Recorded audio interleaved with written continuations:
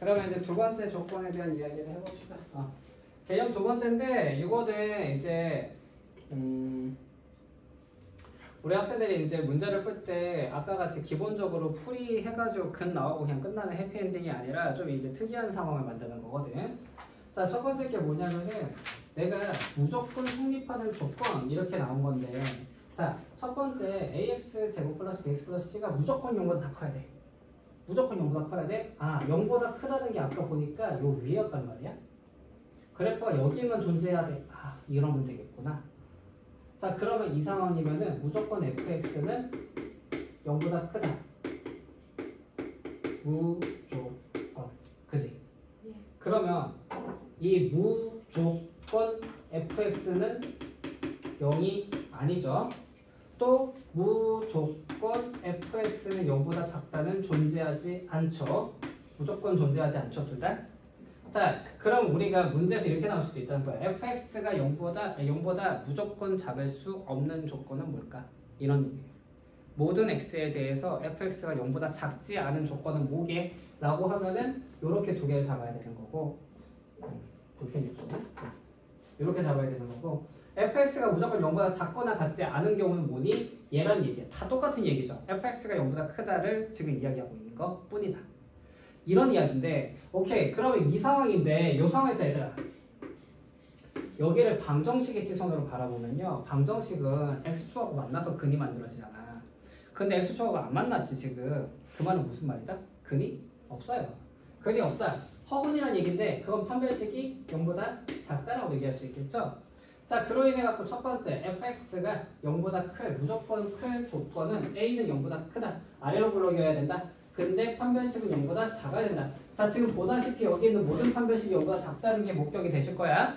어차피 가장 특수한 케이스이기 때문에 저런 상황이 벌어지는 겁니다. 자, 그러면 일단 오케이, 첫 번째 건 됐어. 두 번째, fx가 0보다 무조건 크거나 같았으면 좋겠다. 같은 것까지는 내가 성립해 줄게. 내가 인정해 줄게거든. x축하고 만나는 것까지 인정해 주는데 밑으로 내려가서 안 돼 이거잖아.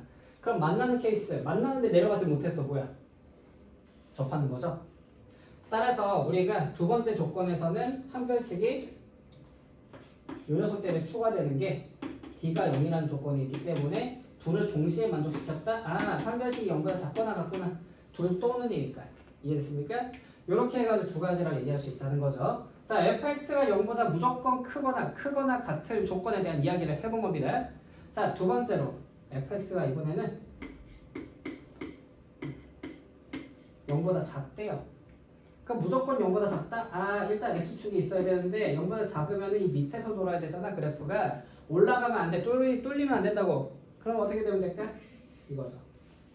그럼 이번에 똑같아. 일단은 위로 블럭이니까 a가 0보다 작은 건 오케이. 그 다음에 이쪽은 방정식의 시선으로 바라보니까 판별식이 0보다 작겠네. 자, 만약에 내가 등호까지는 쳐줄게 했어. 등호까지는 쳐줄게. 그러면 어떻게 된다? 여기까지만 돼. 이 얘기죠? 그러면 이번에도 역시 동일하게 여기에 대해서는 판별식이 0이니까 이 상황이었구나. 따라서 판별식이 0보다 작거나 같고 a는 0보다 작다. 이게 뭐라고요? fx가 0보다 작거나 같을 조건이다. 이렇게 무조건 같다, 무조건이라는 뜻이 붙는 거예요. 이해됐습니까? 오케이. 자, 요거에 대한 문제 조금 이따 같이 한번 보도록 하고요. 조금 내려가서 마무리 지워놓고 나서 내려가면 될 것 같아갖고요, 이제. 자, 첫 번째, 연립 2차 부등식이 되어 있는데요. 이건 그냥 부등식 두 개 풀고 수익순에 올려서 공통범위 구하면 끝나. 별로 안 어려운 내용이니까 요거는 그냥 좀 이따 문제 보면서 끝내버리고요. 자, 이겁니다.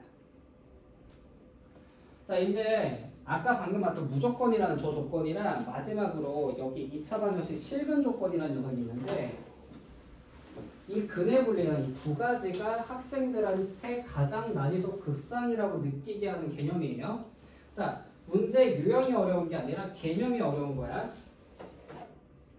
왜 개념이 어렵다고 느끼고 있을까? 그것은 말이야, 그래프를 안 그리고 해석을 해서 그렇습니다. 그래프를 자기가 스스로 그리려고 노력을 많이 하셔야 돼요. 알겠죠?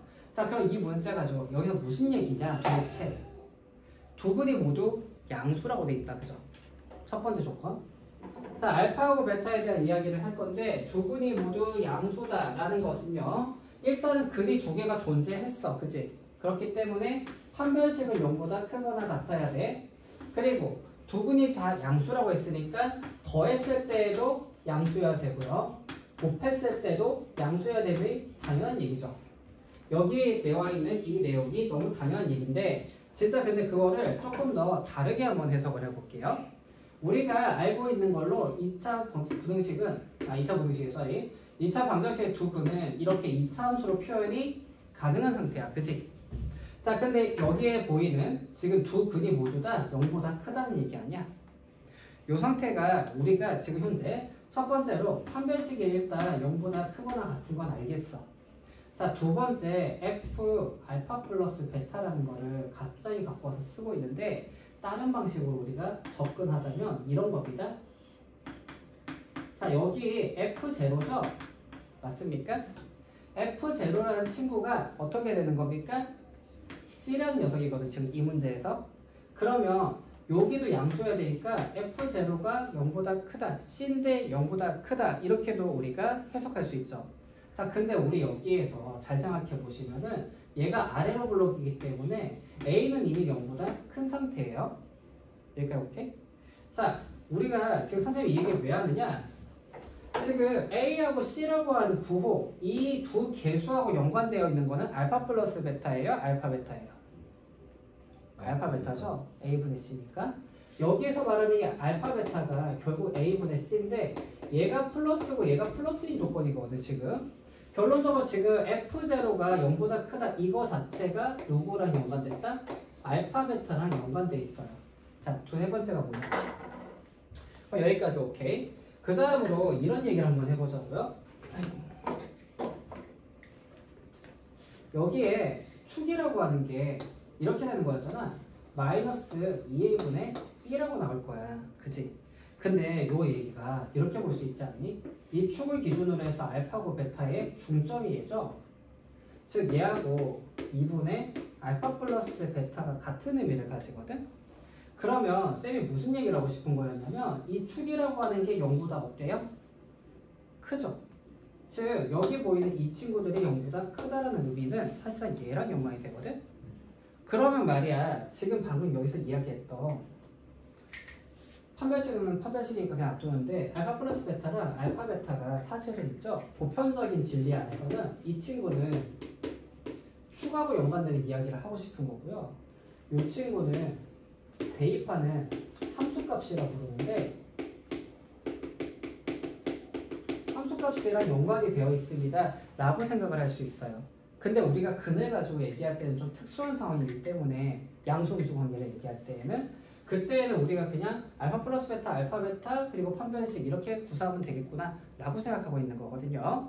근데 이게 뒤에 가면 어차피 요 뒤에서 여기서 바로 튀어나올 건데 여기는 이 세 가지랑 연관되는 게 바로 똑같은 개념으로 들어갈 거다. 이렇게 보시면 되는 거죠. 자, 일단 오케이? 자, 그러면 여기에서 우리가 제일 특이한 케이스를 하나 해볼게요. 아래로 블록이 그래프가 있는데 알파 베타가 있고요. 이 친구가 중간에 0이 있는 거야. 자, 그럼 이때는 조건을 뭐를 써야 되냐 이거거든요. 자, 요거만 잘 들어놓으세요. 특히 이게 중앙고랑 함백고는 이게 보통 나왔어 지금까지. 자, 이게 무슨 의미를 가지냐면요. 첫 번째, 알파 플러스 베타에 대해서 부호를 알 수가 없습니다. 그죠? 두 번째, 알파 베타에 대해 가지고는 무조건 음수죠. 자, 세 번째, 판별식이 0보다 커야 됩니다. 이렇게 되는 거 맞습니까? 자, 음수랑 양수근을 가지고 있기 때문에 서로 다릅니다. 자, 이렇게 되는 건데 우리 아까 얘기했던 거 잠깐 생각해 볼게요. 알파 플러스 베타는 사실 축이랑 연관이 된다고 했어. 그지?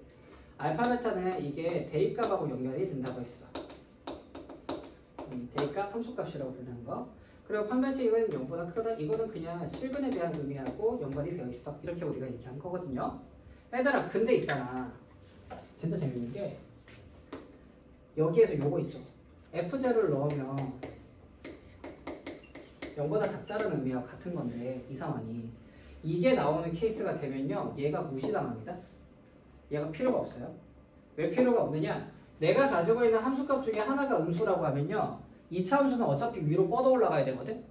위로 뻗어 올라가야 되다 보니까 결론적으로 x축하고 만날 수밖에 없어요. 음수에서 출발해서 위로 뻗어가니까. 결론적으로 그래서 이 판별식은 우리가 삭제가 되는 상황이 됩니다. 우리가 고려할 필요가 없다는 얘기예요. 실제로 구해봐도 얘는 의미 없는 범위가 나와요. 자, 그렇게 나오는 거고, 여기에서 이게 축이라 했잖아요. 자, 얘들아, 내가 그럼 여기서 축이라는 게 0보다 크거나 축이라는 게 0보다 작은 게 의미가 있을까? 역시 없어요. 왜냐면 왼쪽 오른쪽에 대해서 정확하게 표현을 할 필요가 없으니까. 따라서 이 친구도 의미 없는 얘기가 된다. 언제만 됩니까? 알파 베타가 0보다 작을 때. 자, 내가 여기서 말한 그것이 무엇이다? 두 분이 서로 다른 부호일 때 이게 나오게 되면요, 그때는 무조건 그냥 알파 베타가 0보다 작다 하나로 끝내시면 되는 거고요. 저게 밑으로 가면은 함수값을 대입했을 때 무조건 0보다 작다. 이거 한 방으로 끝나게 되고 나머지는 쓸 게 없어. 이런 이야기가 된다는 거예요. 여기가 괜찮습니까? 자, 그러면 음수인 것도 이거 뒤집는 거기 때문에 크게 의미 없어가지고 여기까지 얘기하고, 자, 밑에 있는 근해 분리에 대한 이야기를 조금 더 심도 있게 다뤄볼게요.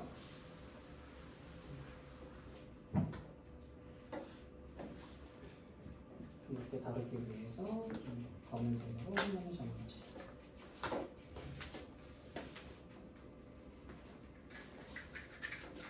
자, 우리가 지금 봐야 되는 게 왜 하필이면 디자인된 이거잖아. 내가 알파하고 베타가 여기 있을 때 이 두 근이 P보다 큰 조건을 만들어 주세요 라고 얘기가 나온 거야. 자, 그러면 첫 번째로 이거 fx라고 합시다. 첫 번째로 일단 판별식은 0보다 커야 됩니다. 그래야지 그 근이라는 게 반성이 되니까 이제 나타나게 되니까요. 자, 근데 여기에서 등호가 들어가는 경우도 있어요. 서로 다른이란 말이 없으면 등호가 들어가면 됩니다. 그냥 두 근이라고 하면은 서로 다른이 있으면 등호가 들어가면 안 돼요. 중근이니까. 응?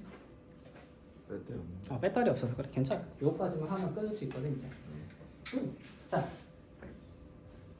그래가지고 판별식이 일단 0보다 커야 되는 거고요. 두 번째가 FP를 대입했을 때 양수죠. 맞습니까? 여기까지. 자, 그 다음에 여기에서 왜 하필이면 이 축에 대한 고민을 해야 되냐 이거 아니야. 축이라고 하는 녀석에 대해서 고민을 해야 되는 이 상황이 왜 있을까 이거거든요. 축을 왜 고민하냐면요. 자, 이 상태하고 똑같은 상황이 뭐냐면 이거야. 알파하고 베타가 있고 P가 여기 있는 상황이잖아요. 이거 P라 쓰지 말걸 그래. P라 할 거야. 그러면 얘도 봐라. 함수값은 0보다 크죠. 그리고 판별식을 썼을 때 0보다 크죠. 두 가지를 다 가지고 있는 게 얘일 수도 있다는 얘기예요. 나는 알파하고 베타 두 근이 다 P보다 커야 되는데 작은 상태에서도 만들어지고 있다는 거야. 마지막으로 그것 때문에 필터링하는 방식이 바로 이 축이에요. 이 축이라는 기준점을 가지고 보면은 P가 오른쪽에 있냐 왼쪽에 있냐에 대한 이야기가 되잖아요. 그래서 여기에서 이 축이라는 녀석을 우리가 2분의 알파 플러스 베타라고 보시면 되거든. 그래서 이게 알파 플러스 베타가 마이너스 a분의 b잖아. 그래서 마이너스 2a분의 b라고 보시면 되는 거고, 이 상태에서는 p보다 얘가 커야 되는 거고요. 이 상태가 됐다고 하면은 마이너스 2a분의 b가 p보다 작습니다라고 얘기하면 되겠죠. 자, 우리는 그래서 이 기준점을 가지고 총 3가지 조건을 갖고 녹여놓으면 된다. 이렇게 보면 돼요.